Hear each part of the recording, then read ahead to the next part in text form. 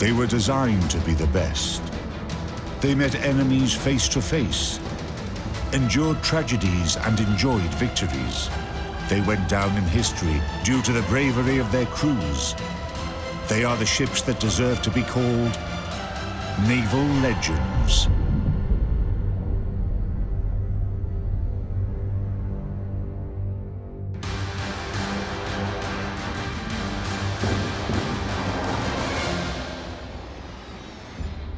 From the first days of World War II, the Royal Navy desperately needed a carrier-borne fighter plane of the new generation. The British Navy didn't realize the importance of aviation for naval warfare. Conservatism reigned there. In fact, they didn't even see any potential aerial targets at sea. They didn't think aviation would be useful to them. Meanwhile, in other countries, for example, Japan or the US, it was developing at a tremendous pace. This situation resulted in a paradox where the leading naval power in Europe entered World War II with outdated carrier-based aircraft, the Swordfish strike plane and the Gloucester Gladiator fighter.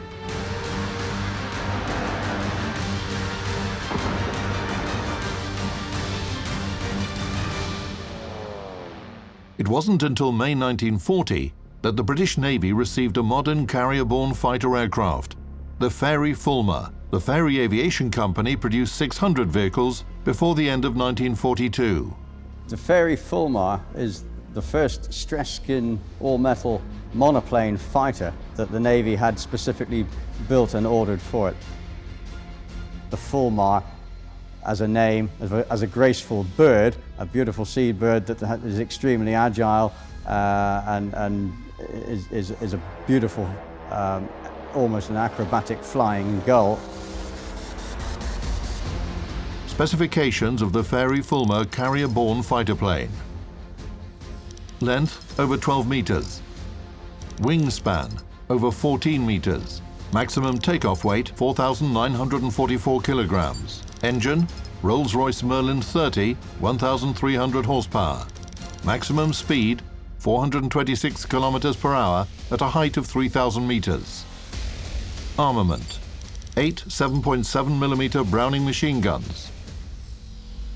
Payload, 8 11-kilogram bombs under the wings. Crew, 2 people.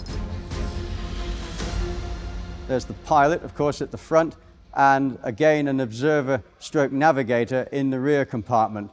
This is essential again for navigating across open sea where there are very, very few landmarks or referent marks to get the aircraft safely back to the aircraft carrier. The observer, situated in the rear cockpit, would have to be constantly plotting details to track their course away from the ship and, of course, back to the ship safely to recover, with the ship not being in the same position as when they left it. The aircraft was too big for a fighter plane and had insufficient speed. In addition, the crew faced considerable difficulties when their vehicle was shot down, and they needed to leave it as quickly as possible. In this case, the high location of the tailplane posed serious danger. Firstly, they have to get the aircraft cockpit open, which slides back, but only that far.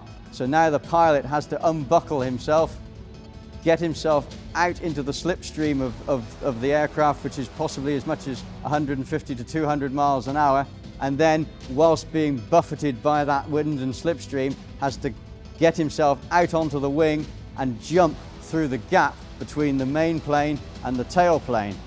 Now the critical thing there is the tail plane is not going to wait for him to go through the gap.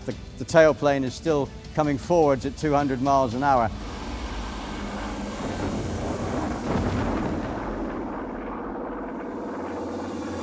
It was even more difficult to leave the aircraft for the navigator. If the cabin was ablaze and the pilot had already bailed out or was wounded, the vehicle could enter an uncontrolled spin, and the navigator's odds for escape were slim to none. Fortunately, there are very few recorded problems other than getting out, because adrenaline works wonders. If you have to get out, you'll do things you normally cannot achieve. Regardless of all the Fullmer's shortcomings, it received an enthusiastic welcome in the Royal Navy. For 9 months, World War II ravaged Europe, and the new fighter plane could not have come at a better time. It took part in air cover support for work in the Mediterranean and the defense of Malta, as well as doing fighter reconnaissance work for the Bismarck raid ahead of the Swordfish, and also for the Battle of Taranto, again in the Mediterranean. From March 1941, the British Royal Navy began to receive US carrier-borne aircraft under the Lend-Lease policy, a program under which the US supplied its allies with everything necessary to support their war efforts. At the same time, Great Britain continued to design and create their own aircraft. Because we have limited resources compared with America, we design airplanes that can do more than one task. They're designed for a specific task, but they're adapted to do others. The Royal Air Force performed excellently during the Battle of Britain. Even the Hurricane, which was quite obsolete compared to the German Messerschmitt and inferior to it in terms of specifications. It was still a good and reliable fighter plane, which pretty much allowed them to defend Britain. And in wartime, under the conditions of limited funds and resources, they just took this Hurricane and rebuilt it to be used as a carrier-borne plane. However, when Allies got closer to the enemy shore, so to speak, that's when they needed a more reliable fighter.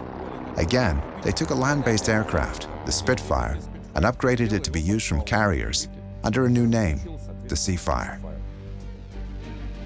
Specifications of the Supermarine Seafire F Mach 17 carrier-borne fighter. Length 10 meters. Wingspan over 11 meters. Maximum takeoff weight 4,300 kilograms. Engine Rolls-Royce Griffon 6, 1,850 horsepower. Maximum speed 636 kilometers per hour at a height of 3,900 meters. Armament: 2 20mm Hispano Mark V cannons, 4 7.7mm Browning machine guns. Payload: 1 227-kilogram bomb under the fuselage, or 2 114-kilogram bombs under wings and a suspended fuel tank under the fuselage. Unguided rockets: 8 RP-3 rockets. Crew: 1 person. The Seafire was an extremely effective and useful aircraft once airborne, but during the takeoff and landing on a ship was incredibly difficult. Often difficult enough on a land-based airfield, the Spitfire undercarriage can be vulnerable enough on a rough landing on a land base, but even more so on a ship with a heaving flight deck that may be raising up 20 or 30 feet during the swell of a ship's flight deck rising. The Spitfire undercarriage was proving to be quite a problem with its narrow track and its quite small design and size and strength when it became used as a flight deck aircraft. However, the aircraft was constantly upgraded. Further models featured more powerful engines and contra-rotating propellers for the latest modification. By the end of the Seafire development, it was an extremely useful airplane once it was flying. And airborne, it was every bit as effective as the RAF were finding the Spitfire to be during the Battle of Britain or any of their major air offensives. Superb handling aircraft, loved by the pilots once airborne.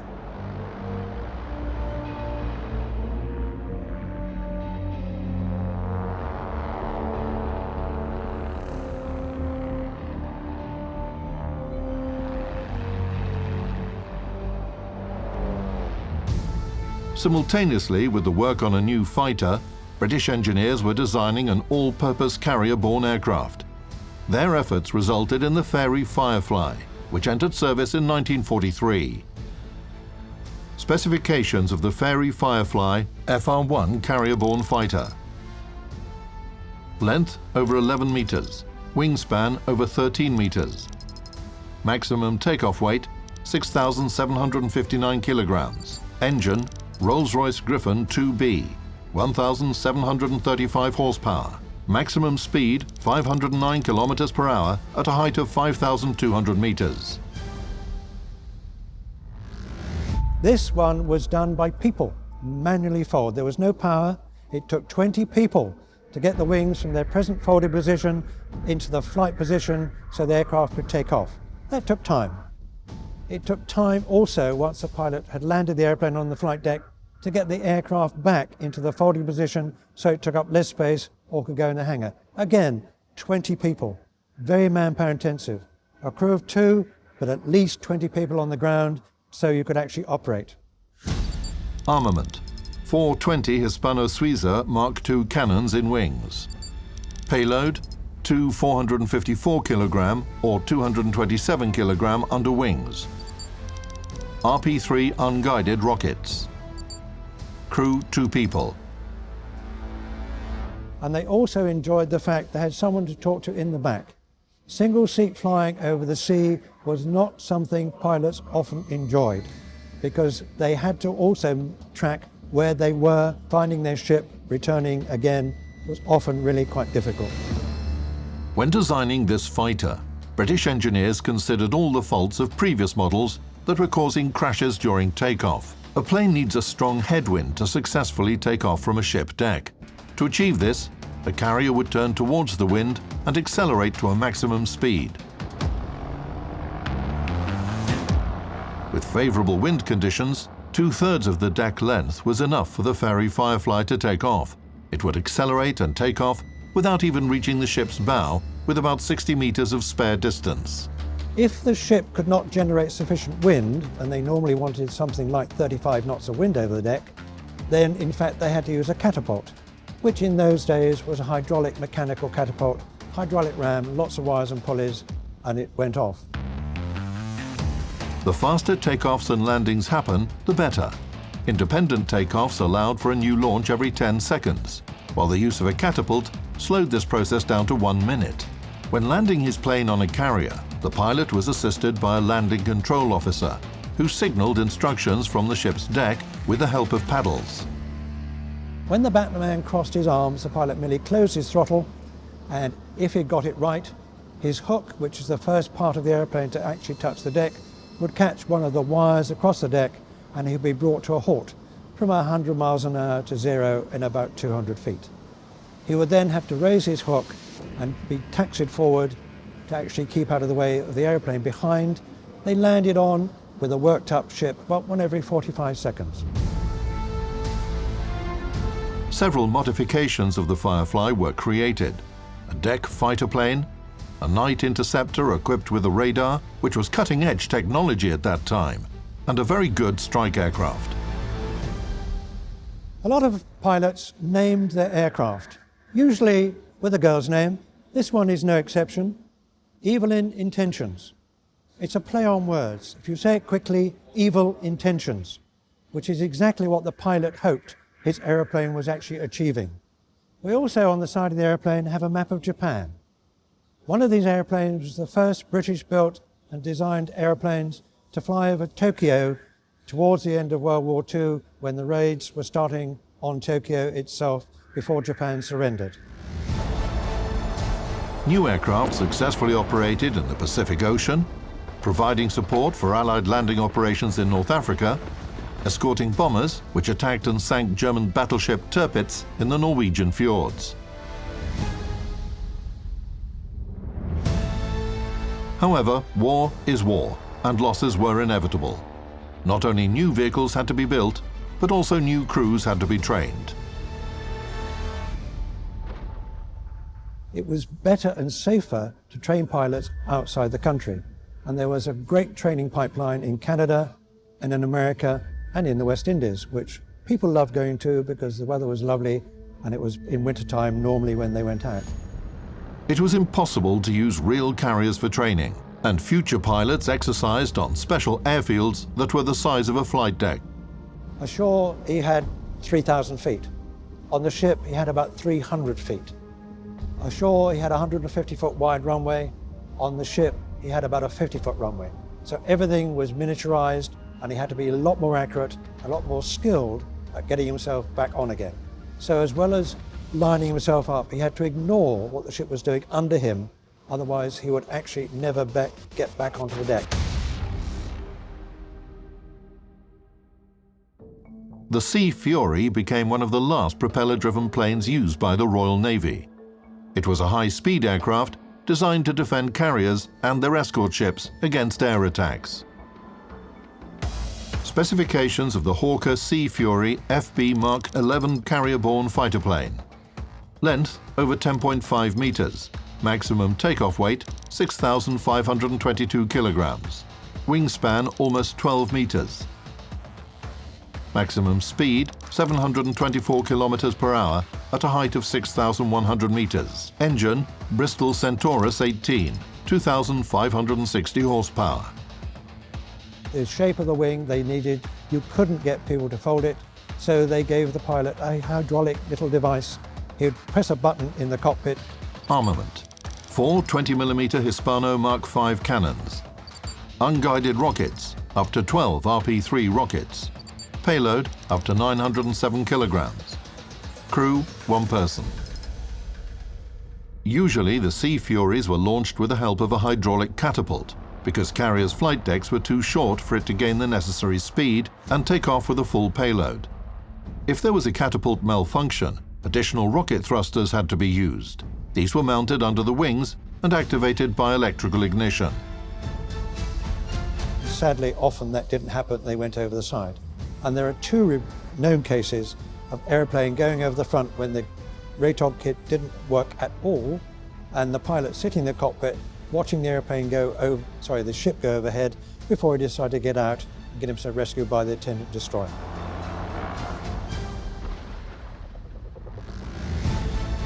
However, the service run of the Sea Fury was quite short. Engineers were already working on modern jet engines. New technologies allowed them to improve airplane dynamics, the system for flight control, and make vehicles more powerful and maneuverable. A new age of deck aviation began.